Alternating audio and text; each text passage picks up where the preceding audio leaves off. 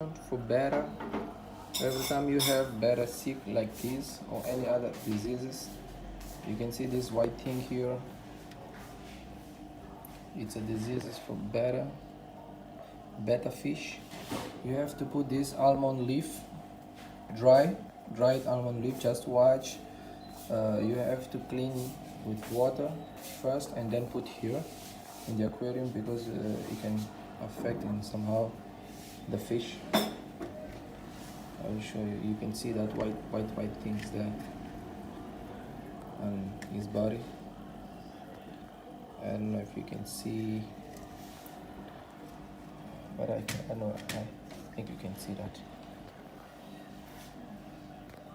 So I use that almond leaf, and in 3 days you have to change the water because the water will become brown. 3 to 5 days, and your Betta will be okay. Another thing to put is salt. Is good to stabilize the pH. So this is the thing you have to use to do here with the Betta fish.